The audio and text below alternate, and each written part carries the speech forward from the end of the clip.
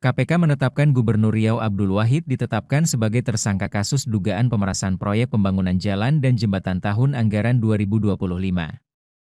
PLT Deputi Bidang Penindakan dan Eksekusi KPK Asep Guntur Rahayu mengatakan ada fakta mengejutkan di balik aksi pemerasan yang dilakukan Wahid. Fakta tersebut adalah sejumlah kepala UPT rela pinjam uang ke bank hingga menggadaikan sertifikat demi bisa membayar setoran ke Gubernur Riau. Ini terkait dengan uang-uang tersebut berasal dari mana gitu kan? Ya kan? Ini apakah berasal dari proyek? Apakah berasal dari swastanya kan gitu kan? Begitu pertanyaannya? Nah betul ya? Nggak takut salah ini nanti saya udah panjang-panjang jelasin ternyata Pak pertanyaannya bukan itu gitu kan. Jadi begini Mas Rizky, terima kasih untuk pertanyaannya karena ini penting. Jadi informasi yang kami terima dari para kepala UPT bahwa mereka uangnya itu pinjem. Ada yang pakai uang sendiri, pinjem ke bank dan lain-lain. Jadi ini yang sangat memprihatinkan. Kenapa? Setelah saya susur-susur bahwa ada pernyataan dari gubernur di bulan Maret tahun 2025, silahkan dicek ya rekan-rekan, bahwa APBD Riau itu defisit. Ya, defisit 1,3 triliun, kemudian yang penundaan bayar itu 2,2 triliun kalau tidak salah. Silakan dicek atau sekitar itu, sehingga defisitnya 3,5 triliun.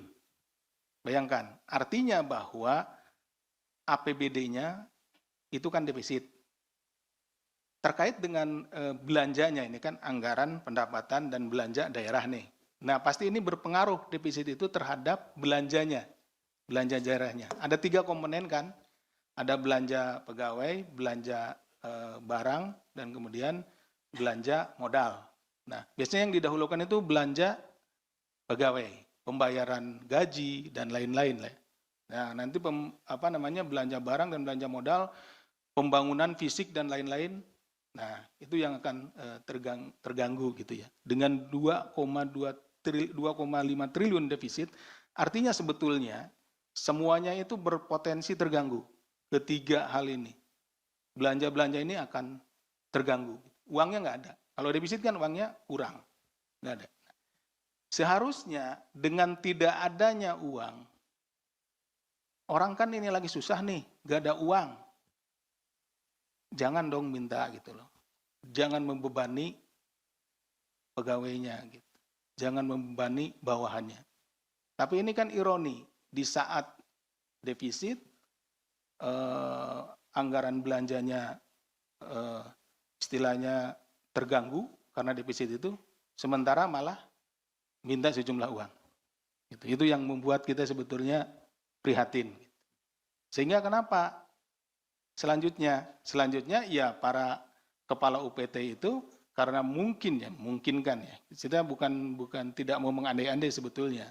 Tapi kalau berdasarkan yang pernah kami tangani, mereka itu motongnya biasanya tadi benar kata Mas Rizky, ada proyeknya kemudian dipotong kan gitu ya. Proyeknya kemudian proyek-proyek itu dipotonglah, mintalah ke swastanya.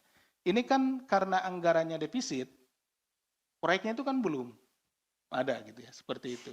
Tadi kan lebih lebih difokuskan ke belanja pegawainya, kan gitu seperti itu. Akhirnya mereka karena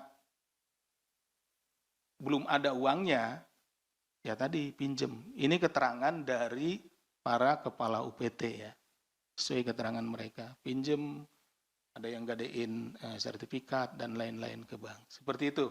Jangan lupa subscribe ya.